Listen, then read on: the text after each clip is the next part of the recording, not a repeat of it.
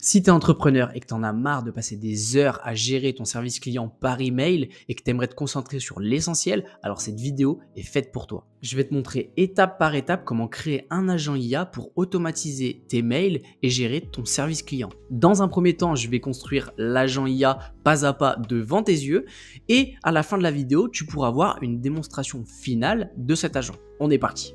On se retrouve sur N8N, donc notre plateforme sur laquelle on va venir créer la plupart de nos solutions IA. J'ai créé un nouveau workflow que j'ai renommé Email Manager. Dans un premier temps, on va venir ajouter le déclencheur de ce workflow. Dans notre cas, ça va tout simplement être un nouveau message reçu sur Gmail. Dans ce module, bien penser à ajouter son compte Gmail. Et la seule chose qu'on va faire, c'est décocher Simplify. Pourquoi ? Juste qu'en décochant Simplify, on va avoir beaucoup plus d'opportunités de données à traiter pour la suite. Donc, ce sera plus simple. On peut tester. Et ici, l'output, c'est le dernier mail qu'on a reçu sur la boîte mail. Ensuite, on va venir appliquer un module Edit Filed. Le but de ce module, que je vais renommer setContent, le but de ce module, ça va être d'extraire uniquement les informations qui nous intéressent et qu'on va manipuler par la suite. Donc, dans un premier temps, le corps de l'email. Donc, je viens renommer ma fonction, enfin, renommer mon champ email body. Je viens chercher du coup le corps de l'email qui est juste ici. J'ai juste à drag and drop comme ceci. Ensuite, on va vouloir connaître le sender, ce que j'appelle le sender, donc c'est-à-dire la personne qui a envoyé l'email, qu'on va retrouver dans value address, comme ceci. Et pour finir, le thread ID. Le thread ID, c'est quoi sur Gmail ? C'est tout simplement le fil de la discussion. Hop. Voilà. Et c'est tout bon. On a juste ici à venir faire test step et on voit bien qu'il nous ressort uniquement les 3 informations qui nous intéressent, qu'on va manipuler par la suite. Maintenant, on va venir ajouter un module OpenAI. Message modèle. Voilà. On va venir créer un prompt pour demander à l'intelligence artificielle est-ce que le mail qu'on a reçu concerne le support client ou non. Pour ça, on rentre bien son compte OpenAI avec sa clé API, on le laisse en texte, on le laisse en message modèle, from list. Ici, on va venir sélectionner GPT-4 au mini, ça suffira. On va venir ici créer un prompt système, expression, j'ouvre en grand, hop, je viens coller mon prompt que j'ai déjà préparé à l'avance. Donc le prompt, le rôle, analyser le contenu de l'email suivant et déterminer s'il est lié au support client. Si l'email concerne l'un des sujets suivants, marquez Customer Support comme vrai, sinon marquez-le comme faux. Sujet de support client inclus, donc c'est questions concernant le statut, le suivi ou la modification de commande, problème avec des produits endommagés ou défectueux, demande de remboursement ou de retour, annulation ou ajustement d'abonnement, problème technique avec des produits, le site web ou une application, questions liées au paiement ou à la facturation, demande pour parler à un représentant du support. Et les indications qu'on a pour la sortie qu'on va donner, c'est fournir un résultat au format JSON, avec un champ nommé Customer Support qui doit être défini soit sur True, soit sur False. Donc True étant oui, l'email concerne le support client, et False, non, il ne concerne pas le support client. Ensuite, on va venir ajouter un message qu'on va laisser en rôle user. Et dans ce texte-là, on va juste venir inscrire « Voici l'email entrant ». 2 points, je repasse en expression. Et on va venir ici sélectionner notre email body. Et comme ça, on peut voir le résultat, qu'il y a bien le corps de l'email. Donc, l'intelligence artificielle va utiliser ce prompt avec les indications que je lui ai données, utiliser cet email et va ensuite définir si oui ou non l'email concerne le support client. On va faire un test tout de suite. On va le laisser un petit peu réfléchir et il devrait nous donner... Ah, j'ai fait une petite erreur. J'ai fait une petite erreur que je vais corriger. Hop, l'output content as a JSON. On veut bien que l'output soit au format JSON. Donc on va relancer. Et là, on voit bien qu'il a créé un champ Customer Support comme je lui ai demandé et qu'il est défini actuellement sur false. Car le mail que j'ai reçu n'a aucun lien avec mon support client. Donc voilà, tout ça est bien défini. Maintenant, on va venir ajouter un switch. Un switch, puisque on va créer une branche qui concerne le support client et une branche dans le cas où ça ne concerne pas le support client. Donc, la value, c'est Customer Support, ici, expression. On va sélectionner Boolean, is true. On va le renommer Customer Support. On ajoute une règle. On revient mettre ici notre Customer Support, expression, Boolean, faux, boom, note, Customer Support. Support, voilà, parfait. Comme ça, maintenant, on va pouvoir venir créer une branche dans le cas où ça concerne le support client et dans le cas où ça ne concerne pas le support client. Donc ici, dans le cas où ça concerne le support client, on va venir créer un agent IA, ok, qu'on va laisser sur Tool Agent, puisqu'il va aller devoir chercher deux outils qu'on va lui donner à disposition. Le premier, notre base de connaissances. Le deuxième, créer un brouillon sur Gmail. Le prompt, hop, on va le définir juste en dessous. Ici, System Message, voilà. Hop, expression, j'ouvre en grand. J'ai préparé à l'avance mon prompt, hop, que je viens insérer juste ici, ok. Donc j'ai expliqué le rôle du système. Donc en gros, c'est un support client Apple. Le but, c'est de se mettre dans la peau du support client Apple. Spécification des tâches, donc dans l'ordre dans lequel les tâches doivent se réaliser et quelques précisions, des détails et du contexte et plusieurs exemples pour appuyer ce que je lui donne comme instruction et ensuite à la fin des notes, des remarques. Vous inquiétez pas, le prompt peut paraître long.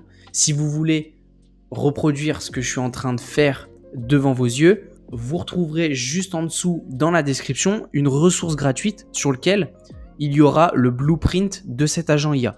Vous avez juste à cliquer sur le lien, télécharger la ressource et vous aurez juste derrière à l'importer dans vos workflows N8N.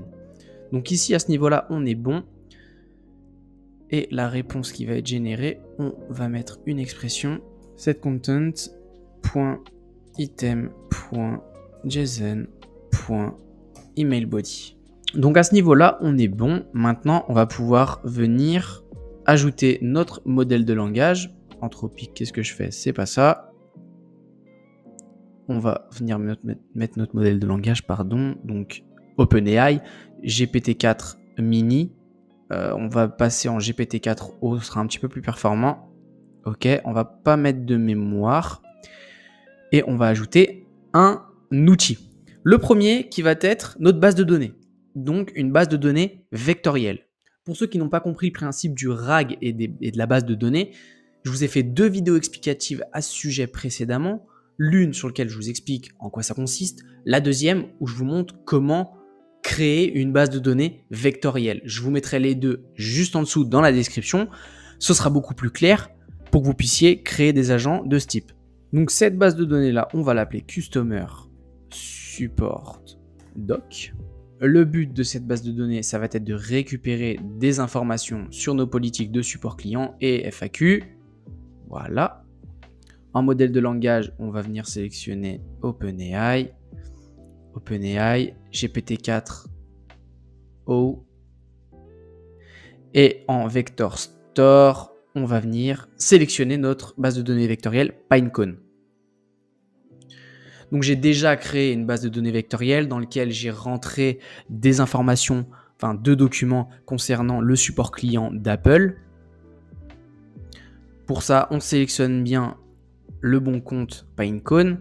Nous, ce qu'on veut, c'est retrouver des documents, récupérer des documents. Donc on reste sur cette fonction. Et dans la liste,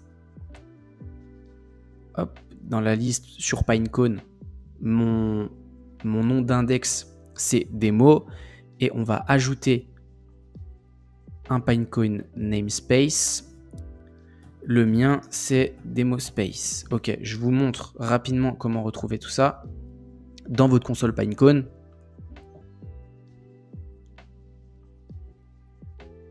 Dans votre console Pinecone, vous avez ici vos index. En l'occurrence, moi, c'est démo. Et dans le namespace, j'ai un document démo sur lequel justement j'ai upload mes 2 documents qui concernent le support client. Et on voit qu'ici, il se nomme bien DemoSpace. Hop. Donc c'est tout bon. Voilà. Et le modèle d'encodage pour cette base de données vectorielle, on va la laisser sur Text Embedding Free Small.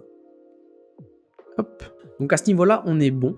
On va ajouter le second outil qui va être de créer notre brouillon Gmail. Donc on clique sur Gmail Tool. On sélectionne bien notre bouton Gmail. Ici, on va le laisser en automatique. La ressource, donc ça va être, le but ça va être de créer un brouillon, donc draft. On laisse create. Le sujet, on va lui demander de nous trouver un sujet. On va mettre,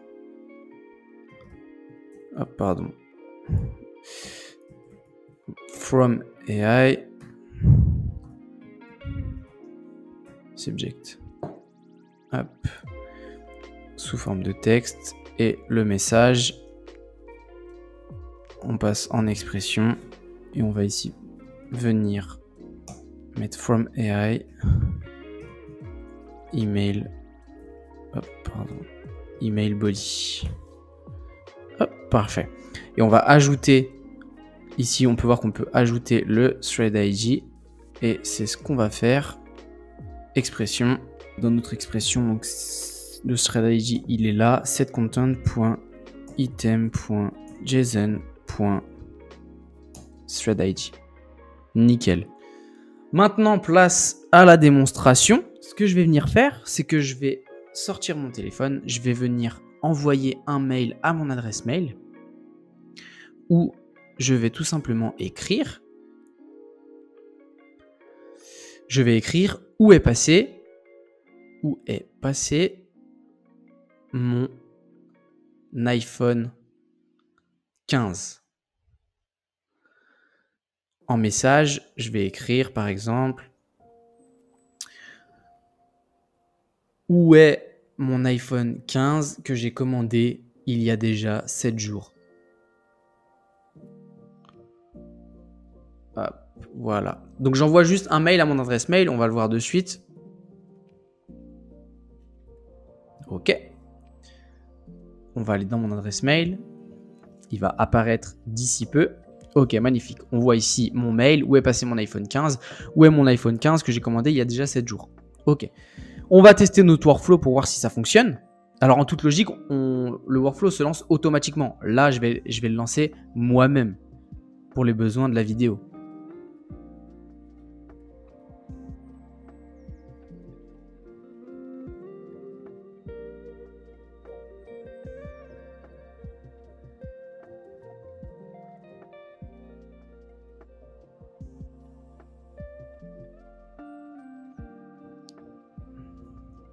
Et donc voilà, le workflow a bien été exécuté jusqu'au bout. Et maintenant, on va aller voir dans mes mails le résultat. Donc en toute logique, il est censé avoir créé un brouillon de réponse pour la personne qui justement s'est plaint de ne pas avoir reçu son iPhone 15. Voilà, on voit que c'est passé ici en brouillon. Et dans le brouillon, on peut voir un texte qui a été généré. Cher client, merci de nous avoir contacté au sujet de votre commande iPhone 15. Je comprends votre inquiétude concernant le délai de livraison. Puisque cela fait 7 jours, les délais de livraison peuvent varier en fonction de la disponibilité. Voilà. Il a rédigé un message en fonction des informations qu'il y avait dans la base de données. Donc voilà, vous savez maintenant exactement comment créer un agent IA pour automatiser vos mails. Donc le workflow que je vous ai montré est assez simple. Il est possible d'aller chercher beaucoup plus de complexité pour pouvoir créer une solution qui sera encore plus performante. Mais ça vous donne déjà un aperçu de ce qu'il est possible de faire avec les agents IA sur N8N. J'espère que cette vidéo vous a plu, j'espère qu'elle vous aura apporté un maximum de valeur. Pour les infopreneurs, coachs et agences, si vous voulez en savoir plus sur le type de solution que je vous ai montré juste ici dans la vidéo, vous retrouverez un lien juste en dessous dans la description pour pouvoir réserver un appel avec moi. On se retrouve de l'autre côté. C'était Lucas. Ciao.